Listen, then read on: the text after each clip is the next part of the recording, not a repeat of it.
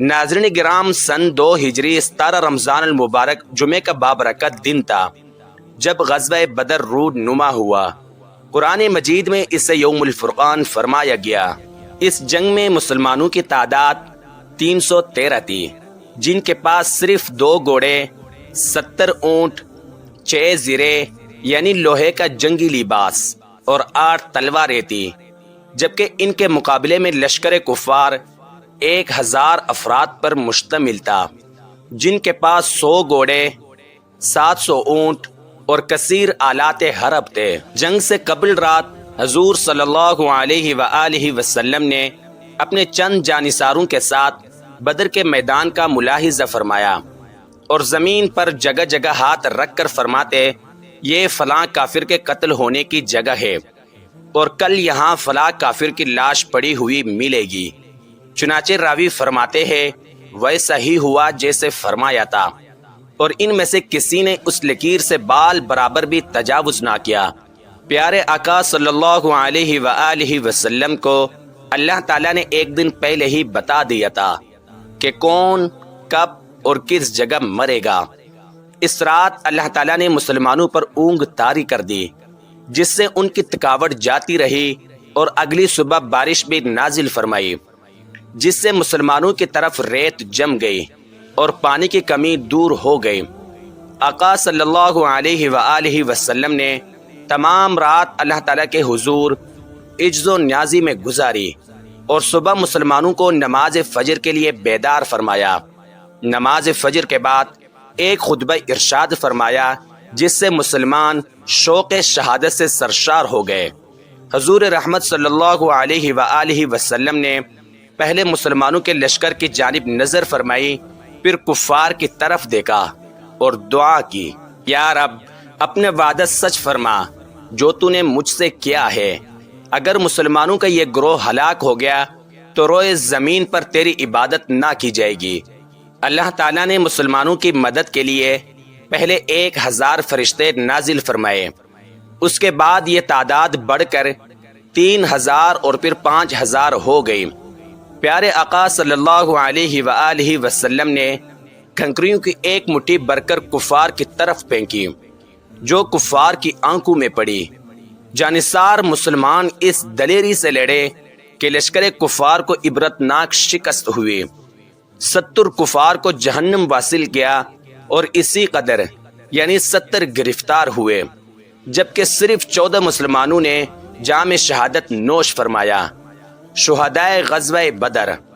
غزوہ بدر میں جام شہادت نوش فرمانے والے صحابہ کرام کے اسماء مبارکہ یہ ہے: نمبر 1 حضرت عبیدہ بن حارث، نمبر 2 حضرت عمیر بن ابی وقاص، نمبر 3 حضرت ذو الشمالین عمیر بن عبد عمر، نمبر 4 حضرت عاقل بن ابی بکر، نمبر 5 حضرت مہجع مولا عمر بن خطاب، نمبر 6 حضرت صفان بن بیضا، یہ 6 مہاجرین تھے، نمبر 7 حضرت سعد بن خیثمہ، نمبر 8 حضرت مبشر بن عبد المنذر، نمبر 9 حضرت حارثہ بن سراقہ، نمبر 10 حضرت عوف بن عفراء، نمبر 11 حضرت معوذ بن عفراء، نمبر 12 حضرت عمیر بن حمام، حضرت رافع بن معلہ، نمبر 14 حضرت یزید بن حارث بن فسحم،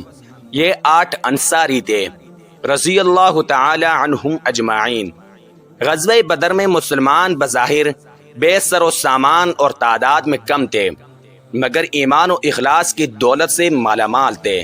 ان کے دل پیارے آقا صلی اللہ علیہ وآلہ وسلم کے عشق و محبت اور جذبہ اطاعت سے لبریز تھے، اور اللہ تعالیٰ کی مدد اور پیارے آقا صلی اللہ علیہ وآلہ وسلم کی دعائیں ان کے شامل حال تھی۔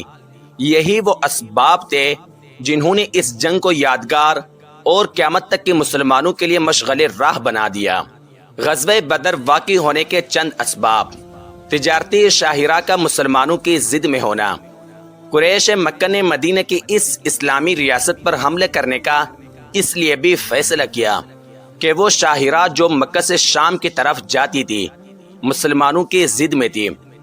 اس شاہراہ کی تجارت سے اہل مکہ لاکھوں اشرفیاں سالانہ حاصل کرتے تھے۔ اس کا اندازہ ہمیں اس واقعے سے ہوتا ہے کہ بنو اوس کے مشہور سردار سعد بن معاذ جب طواف کعبہ کے لیے گئے تو ابو جہل نے خانہ کعبہ کے دروازے پر انہیں روکا اور کہا، آپ ہمارے دین کے مرتدوں کو پناہ دیں گے اور ہم تمہیں اطمینان کے ساتھ مکے میں طواف کرنے دیں گے۔ اگر آپ امیہ بن خلف کے مہمان نہ ہوتے تو یہاں سے زندہ نہیں جا سکتے تھے۔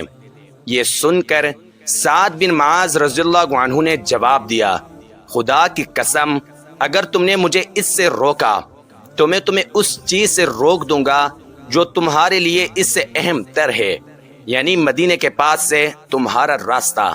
اسلامی ریاست کے خاتمے کا منصوبہ۔ قریش مکہ نے اسلامی ریاست کو ختم کرنے کا فیصلہ کر کے جنگ کی بھرپور تیاریاں شروع کر دی۔ افرادی قوت کو مضبوط بنانے کے لیے انہوں نے مکہ مکرمہ کے گرد و نواح کے قبائل سے معاہدات کیے اور معاشی وسائل کو مضبوط کرنے کے لیے یہ فیصلہ کیا گیا کہ اس مرتبہ جو تجارتی قافلہ شام بھیجا جائے اس کا تمام منافع اسی غرض کے لیے وقف ہوگا۔ چنانچہ ابو سفیان کو اس قافلے کا قائد مقرر کیا گیا اور مکہ مکرمہ کی عورتوں نے اپنے زیور تک کاروبار میں لگا دیے۔ اسلامی ریاست کے خاتمے کے اس منصوبے نے مکہ مکرمہ اور مدینہ منورہ کے درمیان میں کشیدگی میں بہت اضافہ کر دیا۔ ابو سفیان کا قافلہ۔ جب ابو سفیان کا مذکورہ بالا قافلہ واپس آ رہا تھا تو ابو سفیان کو خطرہ محسوس ہوا کہ کہیں یہ قافلہ راستے ہی میں نہ لوٹ لیا جائے۔ چنانچہ اس نے ایک ایلچی کو بیچ کر مکہ سے امداد منگوائی۔ قاصد نے عرب دستور کے مطابق اپنے اونٹ کی ناک چیر دی اور رنگ دار رومال ہلا کر واویلا کیا اور اعلان کیا کہ ابو سفیان کے قافلہ پر حملہ کرنے کے لیے محمد صلی اللہ علیہ وآلہ وسلم بڑھا چلا آ رہا ہے، اس لیے فوراً امداد کے لیے پہنچو۔ اہل مکہ سمجھے کہ قریش کا قافلہ لوٹ لیا گیا ہے۔ سب لوگ انتقام کے لیے نکل کڑے ہوئے۔ راستے میں معلوم ہوا کہ یہ قافلہ صحیح سلامت واپس آ رہا ہے، لیکن قریش کے مکار سرداروں نے یہ فیصلہ کیا کہ اب مسلمانوں کا ہمیشہ کے لیے کام ختم کر کے ہی واپس جائیں گے۔ نیز حضرمی کے ورثاء نے حضرمی کا انتقام لینے پر اصرار کیا۔ چنانچہ قریشی لشکر مدینہ کی طرف بڑھتا چلا گیا اور بدر میں خیمہ زن ہو گیا۔ اللہ عز و جل ہمیں بھی اپنے پیارے حبیب صلی اللہ علیہ وآلہ وسلم کی محبت اور اطاعت کا جذبہ عطا فرمائے، آمین، بجاہ النبی الامین صلی اللہ تعالی علیہ وآلہ وسلم۔ ناظرین گرام، غزوہ بدر کے حوالے سے اپنی رائے کومنٹ باکس میں ضرور دیجیے گا اور ہماری اگلی ویڈیو آنے تک اپنے اور اپنے پیاروں کا ڈھیر سارا خیال رکھیے گا۔ اللہ حافظ۔